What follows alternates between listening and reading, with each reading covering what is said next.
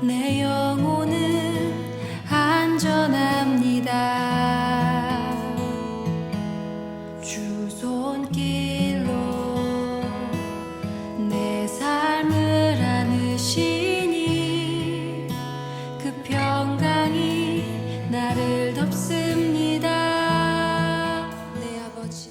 제가 30대 초반에 목사 안수를 받고 목사 안수를 받으면 보통 이제 부목사로 이제 사역을 하게 되는데, 제가 부목사로 사역했던 30대 초반에 담임 목사님이 이제 60 중반을 넘어서 목사 은퇴를 앞두고 계셨는데, 종종 그분의 그 목회 경험담을 들려주시곤 했는데, 선배 목사님이고 또 그 당시에 제가 보기에는 뭐 할아버지 목사님이나 다름이 없었는데, 그분의 하시는 이야기 중에 제가 기억에 남기도 하면서, 또 목사님의 이야기 중에 제가 과연 그럴까라고 하는 이런 생각에 궁금증이 풀리지 않았던 그런 것도 있었습니다.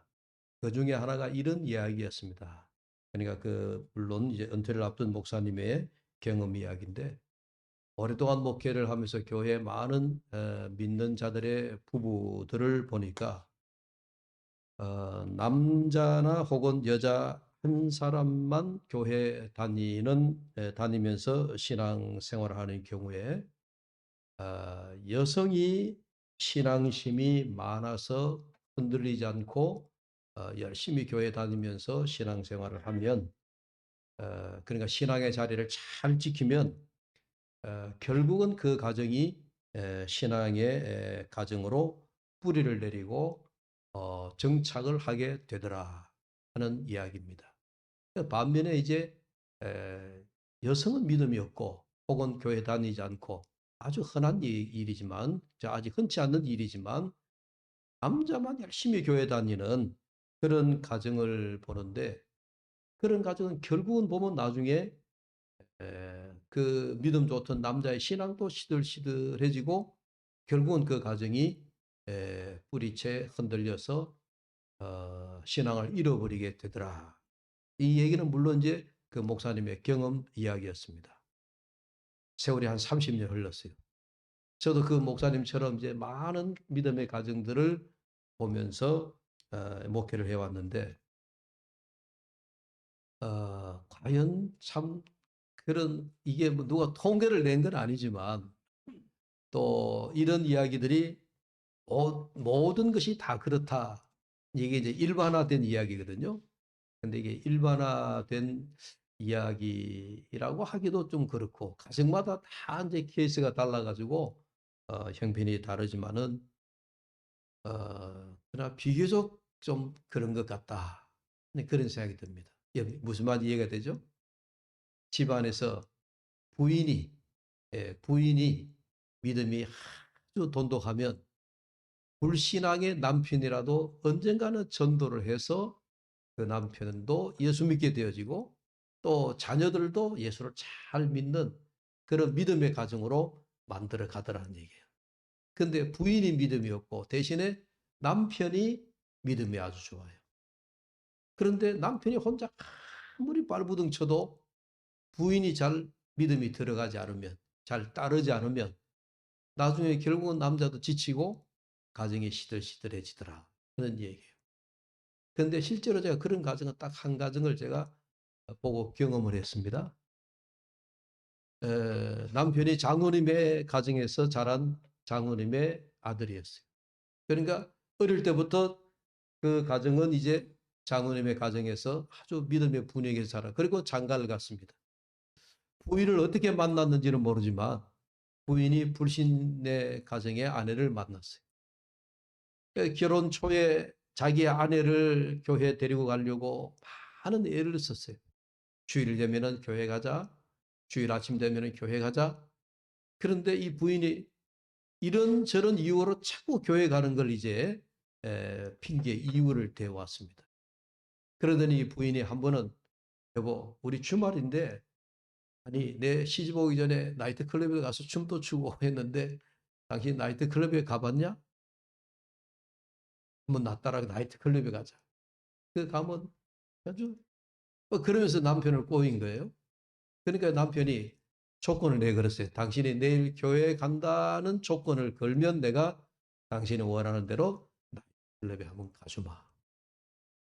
그럼 뭐 가지. 이래 약속을 해가지고 이제 부부가 정말 주말에 나이트클럽에 가서 뭐 건전하게 이제 뭐 술 먹고 뭐 이렇게 춤을 추고 이제 그랬겠죠. 그런데 이제 이게 한 번, 두 번 계속 이어지다 보니까요. 나중에는 결국 그 믿음의 남편, 장로님의 가정의 아들이 신앙을 다 잃어버렸어요. 나이트클럽 놀기를 좋아하고 춤추기를 좋아하는 그 부인을 따라서 나중에 결국은 세상으로 신앙을 다 잃어버리고 세상으로 가게 되어지는 그런 가정을 실제로 제가 한 가정을 제가 경험을 했습니다. 모든 가정이 다 그렇다. 그렇게 일반화시키기는 곤란하지만은 여러분 상당히 참으로 우리가 긍정이 가는 그런 일이 아닌가 하는 그런 생각이 듭니다. 여러분 앞서도 제가 얘기했지만 한 가정에서 아내가 믿음을 굳건히 지키고 아내가 신앙의 뿌리를 든든히 내려가면요. 불신의 남편도 또 아이들도 결국은 그 아내에 따라 어머니의 신앙을 따라서 가정이 믿음의 가정으로 든든히 서가게 되는 겁니다. 그래서 요즘 나이가 들어갈수록 여자 말을 잘 들어야 된다. 마치 요즘 유행하는 말이기도 하지만요. 새 여자 말을 잘 들어야 된다. 이게 첫째 여자가 누구예요? 엄마 얘기를 잘 들어야 돼요. 두 번째는 자기 아내의 말을 잘 들어야 돼요. 그 목사 한 사람 누구예요? 새 여자 말을 잘 들어야 되는데 하나는 우리 자동차 탈 때 내비를 틀고 타잖아요. 내비에 나오는 목소리가 여자 목소리. 그래서 여자 말을 내비에서 나오는 여자 말을 잘 들어야 된다. 제가 아는 목사님 중에 그 차를 같이 뜩 타고 갔는데 우리의 상식을 깨버렸어요. 보통 우리 내비 틀면 다 여자들이 뭐 아주 아름다운 목소리로 내비를 안내하거든요. 이 목사님 차에는 남자 목소리가 나오는 거예요. 물론 그 내비에는 우리가 지정하기에 따라서 이렇게 목소리가 달리 나오지만 이 목사님은 유독 남자의 목소리를 내비 안내를 트는 거예요. 내가 옆에 앉았다가 목사님 간이 크구나. 집에 가서도 사모님 말을 잘 안 듣는구나. 내가 웃으면서 조크를 얘기하니까 그 목사님이 빙긋이 웃었는데 그 이유인즉슨 자기가 이 혈액암이 걸려가지고 암 수술을 받고 난 다음에 이상하게 청각에 이상이 왔는데 여자 내비에서 나오는 여자의 그 목소리가 어느 데시벨에 올라가면 들린다는 거예요. 그런데 남자 목소리로 내비하면은 목사님 다 들려요. 물론 그 목사님은 자기의 암 투병 후에 그 귀로 듣는 그런 영향 때문에 남자 목소리를 듣지만요. 우리가 보통은 새 여자 말을 잘 들어야 됩니다.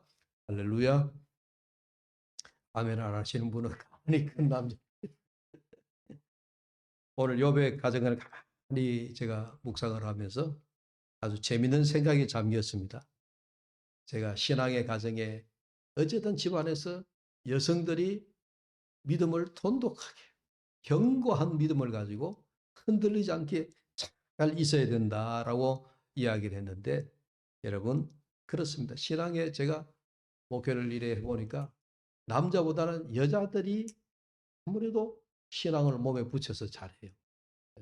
우리 남자들은 아마 이게 아마 성별 차이 때문에 그렇지 않나 생각되어지는데 여성들이 신앙심이 훨씬 더 깊은 게 아마 이건 아마 일반화될 겁니다. 남성보다는 여성. 예? 남성보다는 여성이 훨씬 더 신앙심이라고 하는 이 신앙심이 아마 하나님이 우리 인간을 창조하실 때 이런 깊은 신앙심은 남성보다는 여성에게 더 주지 않았나 하는 그런 생각을 가게 되어지는데 욥기서를 읽으면서 제가 깨달은 것이 이런 생각이 완전히 좀 바뀌게 되어졌어요. 여러분 보십시오. 욥과 아내 가운데 여러분 누가 믿음이 더 좋을까요? 욥의 믿음이 좋을까요? 욥의 아내의 믿음이 더 좋을까요? 예, 그렇습니다. 성경의 욥기 물론 주인공이 욥이니까 욥의 신앙이 더 아주 돋보이게 만들었습니다. 욥의 아내의 신앙을 한마디로 성경에 나오는데 유일하게 나오는 말씀이에요. 욥기 2장 8절에서 9절 사이의 말씀. 욥이 제 가운데 앉아서 질그릇 조각을 가져다가 몸을 끓고 있더니 그의 아내가 그에게 이르되 당신이 그래도 자기의 온전함을 굳게 지키느냐? 그 다음에 하나님을 욕하고 죽어라. 여러분, 아내가 남편 욥이 지금 사탄의 시험을 받아서 엄청난 고통, 고난 중에 있는데, 욥기의 주제가 고난이라는 주제잖아요. 그렇게 고난을 받고 있는데, 여러분 상식적으로 자기의 가족 중에 아내나 남편이 병들어 고생을 하면 여러분 간호하고 애써주고 쓰담해주고 어떻게 하면 그 질병에서 이렇게 빨리 쾌유할 수 있도록 그렇게 케어해 주는 것이 보통 가족이잖아요. 그런데 이 욥의 아내는 참 인정머리가 너무 없어요. 남편이 고생을 하는 걸 보고 당신은 그렇게 하나님을 잘 섬긴다고 지금까지 살아왔는데 지금 당신 당하는 고통을 보니 이거는 그동안 믿었던 게 전부 다 이거는 헛수다. 이거는 아무것도 아니다. 그러니 하나님을 욕하고 죽어라. 이 아내, 욥의 아내가 그렇게 힘들게 아주 악독한 말을 했다는 이야기예요. 이게 욥의 아내의 신앙이었습니다.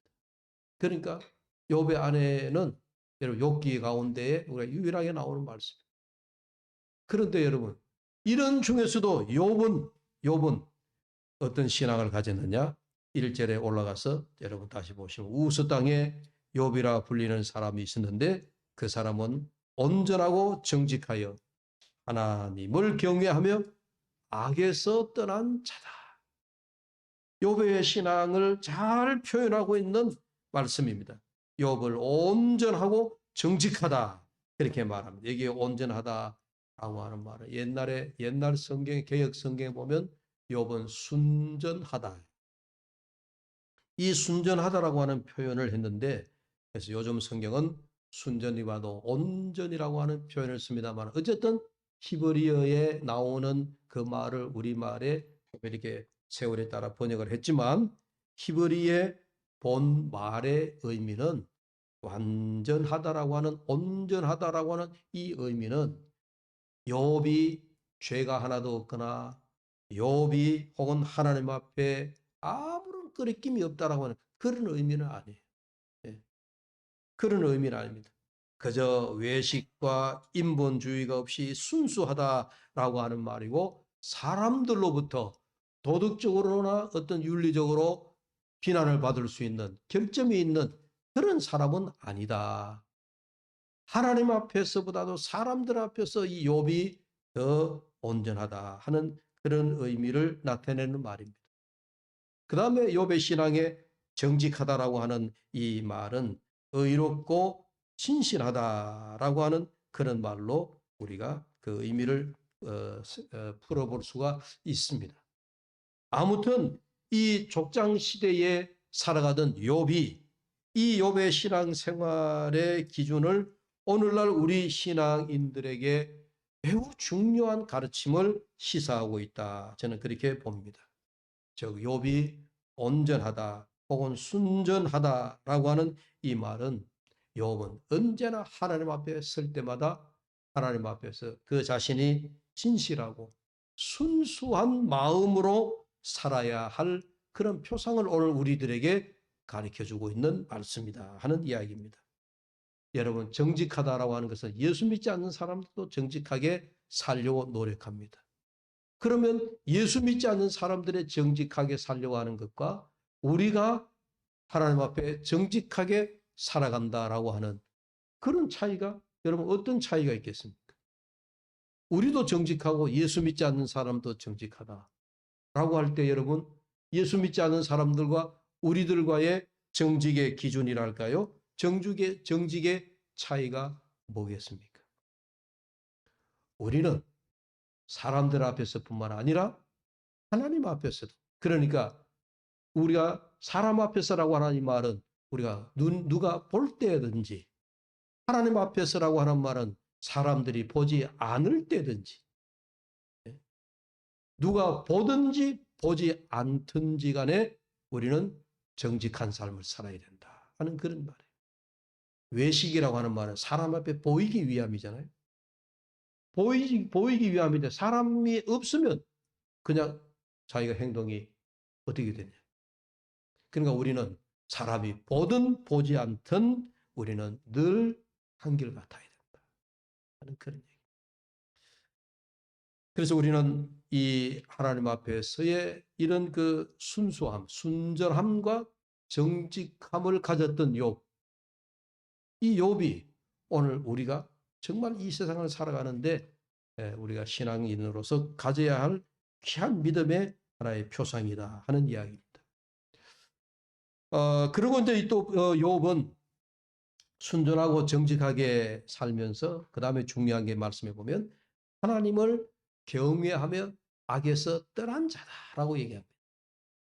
그러니까 하나님을 경외하는 욥의 모습을 1절에서 강조하고 있습니다. 그런데 하나님을 경외한다라고 하는 이 경외심이 욥이 오늘 욥이 이 1장에서 나오는 그 욥을 하나의 이런 그 모습을 부각시키고 있습니다. 뭐냐면 욥이 굉장한 부자였다. 여러분 성경에 보면 욥이 굉장한 부자라고 하는 그런 말씀을 하고 있잖아요. 그래서 저는 욥이 가진 재산을 생각할 때에 그러니까 요즘으로 우리가 쉽게 생각하면 욥이 엄청난 부자예요. 그래서 부자의 기준이 상대적이긴 하지만 어느 정도의 재산을 가져야 부자일까?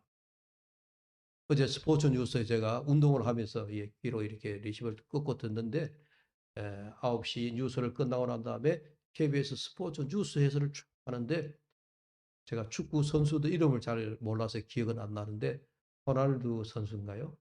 하루에 10억씩 벌더라고요. 이 사람의 연봉이 우리 돈으로 계산을 하는데 뭐 하여튼 뭐 3천 매덕 되는 거예요. 그걸 한 달로 쪼개니까 또 하루로 쪼개니까 이 사람이 버는 돈이 하루에 10억 버는 거예요. 여러분 감이 잘 안 오시는 모양이네. 10억이라 그러니까. 하루에 얼마요? 10억. 하루에 여러분 1,000만 원도 아니고 이 사람이 받는 전체 1년에 받는 자기의 그 축구 프로 축구 선수로서의 그 받는 연봉이 여러분 수천억이 되는데 그게 하루에 10억씩 자기가 번다니 가만히 있어도 욥이 그러니까 부자라고 제가 말씀드리는 거는 욥이 오늘 말씀해 보면 나는 부를 가졌는데 부를 가졌으면서 예수를 잘 믿는다. 이 참 귀한 겁니다. 참 귀한 거예요. 그러니까 내가 부자다, 내가 부자로 산다라고 생각하면서 내 생활의 모든 신앙의 초점이 하나님 앞에 맞추어져 있다 하면요, 참 귀한 신앙. 그래서 욥이 자기 가진 재산을 생각할 때에 순전하고 정직하게 하나님 앞에 하나님을 경외하며 산다라고 하는 이 말씀이 욥이 부자로서 이렇게 신앙심이 좋기가 쉽지가 않은데 하는 그런 생각을 갖게 되는 거예요. 왜 그러냐면요. 사탄도 그렇게 생각해요. 우리 욥기 1장을 읽어보면 하나님과 사탄과 대화가 나오잖아요. 사탄이 하나님 앞에 와서 이 욥의 신앙이 좋다라고 하니까 이 사탄의 말이 에이 하나님 욥이 왜 신앙이 좋겠느냐? 왜 하나님을 경외하겠습니까? 욥이 부자이기 때문에 하나님이 욥을 축복하셔서 욥이 엄청난 부자로 사니까 욥이 하나님을 섬기며 하나님을 경외하며 사는 거겠죠. 이 사탄의 말이에요. 하나님이 아니야.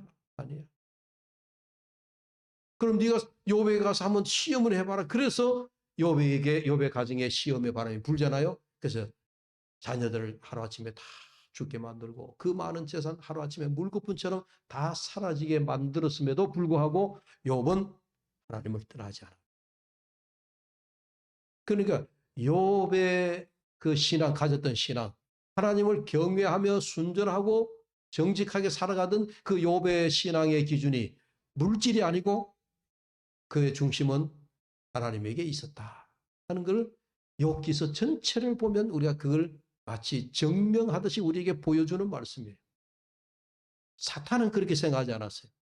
사탄은 하나님이 욥에게 축복해 주셔서 욥을 부자로 살게 해 주셔서 그래서 욥이 하나님을 경외하며 사는 거겠죠라고 얘기했는데 나중에 시험이 닥쳐도 욥이 흔들리지 아니하고 끝까지 믿음을 지켜나가는 것을 보고서는 비로소 욥의 신앙의 기준이 물질에 있었던 것이 아니다 하는 것을 우리에게 보여주는 말씀이에요.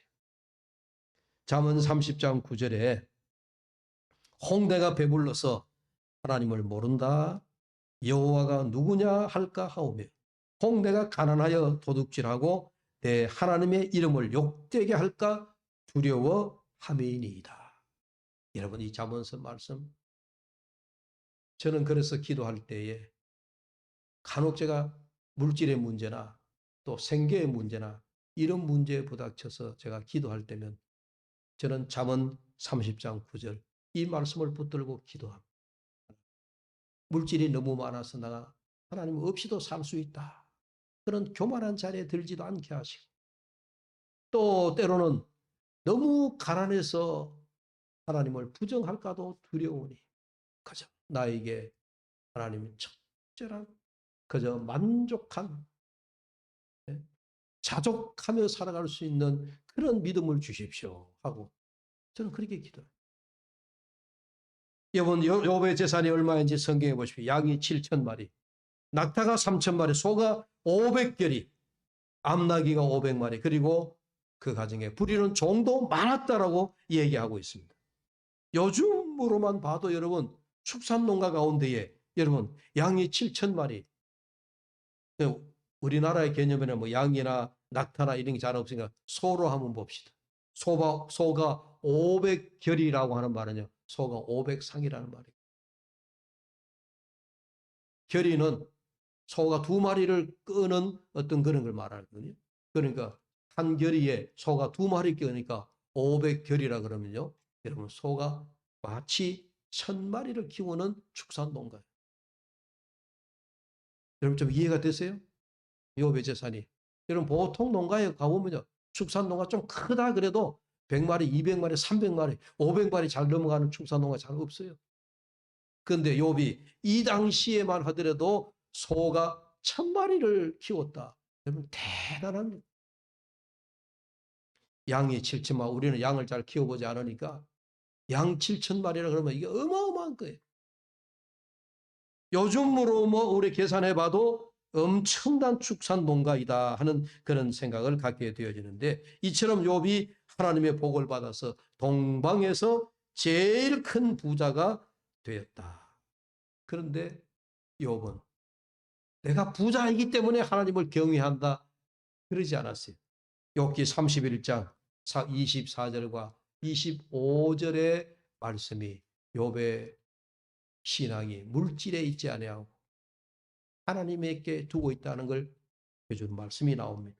욥기 31장 24절에 만일 내가 내 소망을 금에다 두고 순금에게 너는 내 의뢰하는 바라 하였다면 만일 재물의 풍부함과 손으로 얻은 것이 많음으로 기뻐하였다면 욥의 고백이거든요. 그러니까 오늘 내가 부자 된 것으로 인하여 하나님 앞에 감사하고 하나님께 내가 경외하는 마음을 가진다. 그렇다면 내 기준은 내 눈은 순금에게 가가 있을 것이고 물질에게 가가 있을 것이라니. 여러분 우리가 가장 경계해야 될 것 중에 하나가 배부를 때입니다. 보통 사람은 재물이 많으면 영적으로 나태해져서 하나님을 떠나 교만해지고 재물을 의지하는데 욥은 이렇게 많은 부를 가지고 있으면서도 하나님을 떠나지 아니하고 하나님을 경외하고 악에서 떠난 자이더라. 제가 5월이 되면 늘 우리가 가정의 제사장이다라고 하는 의미로 여러분들에게 1년에 한 번씩 말씀을 드렸어요. 오늘 또 제사장인 이 욥을 제가 한 가정을 여러분들에게 소개하고 있는 겁니다. 욥이 그 가정의 제사장이나 다름이 없었어요. 욥이 살던 시대는 족장 시대입니다. 제사장이라고 하는 제도가 아직 제도화되지 않을 때였습니다. 그러니까 그 가정에서 욥이 가정 제사장이나 다름이 없었어요. 예. 욥이 그래서 아주 경건한 사람이었습니다. 예. 요즘 우리말로 하면 욥이 믿음이 아주 좋았는데 우리가 믿음이 좋은 사람을 경건한 사람이라고 부를 수 있잖아요. 욥이 경건한 사람이었어요. 욥의 경건함을 어디에서 볼 수 있느냐? 4절과 5절의 욥의 그 신앙의 행위에서 우리가 알 수가 있습니다. 자, 욥의 아들이 7이라 그랬죠? 딸이 3이라 그랬죠? 이 자녀들이 10명의 자녀들이 생일 때가 되면은 생일 잔치를 벌였어요. 아들이 10명이니까 평균 잡아 한 달에 한 번 생일 잔치를 한다 그래도 1년 12달이지만 거의 여러분 매달마다 이 자녀들이 생일 잔치를 벌였는 겁니다. 생일 잔치를. 아마 생일 잔치를 그냥 요즘 우리가 뭐 슬쩍슬쩍 이렇게 한 것이 아니고 아마 대단한 큰 생일 잔치를 매번 열었던 것 같습니다. 그런데 이 자녀들은 그러면은 우리 아버지가 부자이니까 자녀들은 부자인 아버지의 특권을 누리며 살아가는 것이 당연하겠죠. 우리 아버지가 부자니까 생일 잔치를 크게 배설하자. 그래서 생일 잔치를 아주 크게 한 겁니다. 그래서 온 형제들이 다 모여서 생일 잔치를 배설했습니다. 4절 후반절에 집에서 잔치를 베풀고 그의 누이 3명도 청하여 함께 먹고 마시더라. 그 문제는 그 다음에 욥이 행한 일입니다. 5절을 보니까 욥이 그들을 불러다가 어떻게 했습니까? 성결케 하되 아침에 일어나서 그들의 명수대로 번제를 드렸으니 이는 욥이 말하기를 혹시 내 아들들이 죄를 범하여 마음으로 하나님을 욕되게 하였을까 합니다. 그 욥을 가정의 제사장으로 제가 보는 것이 욥이 아이들을 불러다가 그들의 명수대로 번제를 드렸다. 이런 제사를 드리고 제사를 집례할 수 있는 직분자는 누가 할 수 있는 거예요? 제사장만이 할 수 있죠. 구약의 제사장만이 우리가 레위기에 보면 제사장이 번제를 드리는 집례자입니다. 그런데 욥이 번제를 드렸다라고 하니까 욥이 그 가정의 제사장이더라. 욥이 잔치가 끝나면 혹 자녀들이 마음으로 하나님을 떠나 배반하였을까? 혹 두렵고 떨리는 마음으로 아들들을 불러다가 요즘 말하면 얘들아 다 모여라 우리가 예배 가정 예배 드리자. 혹 우리가 잔치를 하면서 우리가 먹고 마시고 즐기는 또 사이에 우리가 마음에 악을 범하거나 하나님을 잊어버렸거나 그러지 않았을는지 모를 일이니 우리가 잔치 후에 우리 하나님 앞에 번제 제사 가정의 예배를 드리자. 그래서 욥이 자녀들을 다 한 자리에 불러서 예배를 가정재단을 살려갔더라 하는 이야기입니다. 여러분 이 욥의 이 경건한 신앙의 행위를 우리가 이 가정에 대해 잘 보셔야 돼요. 제가 목회하는 동안에 참 세월이 여러분 목회 환경이 참 많이 바뀐 것 같아요. 제가 안수를 받고 부목사로 이제 2년을 잠깐 있다가 제가 30대 중반에 시골 교회 단독 목회에 처음 나갔을 때예요. 그때만 하다. 그러나 지금부터 한 30년, 34년 전의 이야기입니다. 그때의 우리 교회의 목회 환경이 여러분 신행이라는 말 들어보셨어요? 이제 이번 토요일이 아니고 다음 토요일에 우리 광인의 집사님 둘째 딸이 결혼을 해요. 예, 결혼을 하는데 대전에서 결혼을 하는데 결혼을 하고 나면 신혼부부들이 그 다음에 이제 결혼식 끝나면 어디를 가죠? 신혼여행을 가죠. 신혼여행. 신혼여행을 줄여서 신행이라고 그렇게 불렀습니다. 아이들이 신혼여행, 신행을 갔다 오면 가정에서 신행 예배를 드렸어요. 근데 이것이 지금은 다 없어졌어요. 장모님들 옛날 결혼하실 때 아마 신행 예배, 가정, 신혼여행 갔다 오셔서 가정에서 예배를 드린 경험이 있을는지 모릅니다. 한국교회가 30년 전에는 그랬다는 얘기예요. 우리가 결혼하고 나면 신혼여행을 떠나와서 신혼여행을 다녀와서 친정집에 가거나 친정집에 먼저 가죠. 친정집에 먼저 가면은 그 가정에서 신행예배를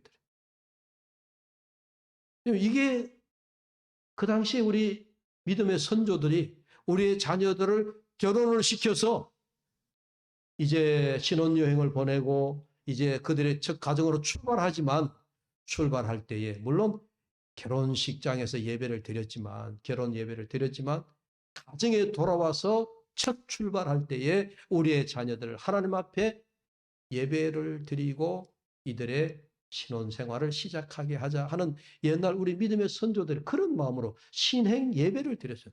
그래서 제가 시골교회 단독교회에 처음 갔을 때 그 교회에 있는 동안에 우리 청년들이 결혼을 참 많이 했더랬는데 여러분 30대 중반에 제가 30대 중반에 제가 결혼 주례를 한 10건 정도 했었어요. 젊은 목사가 그때는 안 한다고 막 이 젊은 30대 중반에 무슨 결혼 주례를 하느냐고 안 한다 그래도 우리 시골의 장로님들 본사님들이 아이고 그래도 목사님 주례해야 되지 이래가지고 요즘 같으면 아직 결혼도 안 했을는지도 모를 때죠. 하여튼 그렇게 해서 결혼식을 끝내고 가정에 신혼여행을 갔다 오고 나면 신행예배를 드렸다. 장례가 터지면요. 장례식을 마치고 나면 그때는 요즘같이 화장이 많이 없었고 다 우리가 이 매장 장례를 하고 나면 3일 동안 장례를 입관예배부터 임종예배, 입관예배, 발인예배, 하관예배 그리고 나서 마지막에 하관예배 다 마치고 나면요. 그 가정에 가서 상주되는 그 가정의 온 유가족들이 다 모여서 마지막 장례 마치는 마지막 위로 예배 드리고서 그 장례식이 끝났어요. 그러니까 한 가정의 어른이 돌아가시면 여러분 예배를 몇 번 드려요? 임종 예배, 입관 예배, 발인 예배, 하관 예배, 그리고 집에 와서 돌아와서 위로 예배. 5번 예배를 드리고서 그렇게 끝내야 그 가정에 이제 비로소 장례식이 다 끝났다 할 정도로. 근데 이런 것들이 요즘은 목회 세월이 지나면서 한 30년이 지나니까요. 목회 환경이 완전히 달라졌어요. 신행 예배 드리지 않습니다. 언제 바쁜데 아이들이 출근해야 되고 뭐 해야 되고 신행 예배 이제 그런 말도 이제 없어졌어요.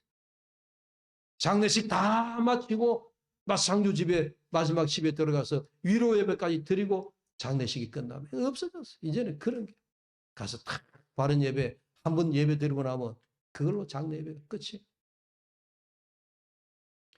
뭔가 이것도 해가 저것도 해야 된다는 말이 아니라 여러분 제가 드리는 말씀은 오늘 욥의 이 경건한 가정 제사장의 역할이 뭐였냐? 생일 잔치가 끝나고 난 다음에 자녀들을 풀로 모아서 얘들아 가정 제단을 쌓자. 하나님 앞에 번제를 드리자. 가정 예배를 드리고 아이들에게 일일이 욥이 위해서 기도해주고. 그러고 난 다음에 다시 아이들 삶의 자리로 돌려보내는 이런 가정 제사장. 이게 욥이 그 당시에 믿음을 가졌던 모습이었습니다. 여러분, 제가 5월이 되어서 여러분 첫 주에 여러분들의 가정 예배를 가정 제단을 회복하자 그랬죠. 이제 오늘은 여러분 가정의 제사장직을 회복할 수 있기를 주의 이름으로 축복합니다. 가정의 제사장 그게 꼭 남편이 아니어도 돼요. 아내이어도 괜찮아요. 아니면 연세가 높으신 어른들이 있다면 자녀된 내가 우리 가정의 제사장이 되어도 괜찮아요. 제사장은 누가 되어도 괜찮아요. 내가 우리 가정의 제사장이다라고 하는 개념과 의식만 가지고 있으면 여러분들이 여보 얘들아 모여 예배드리자. 우리 가정 예배드리자.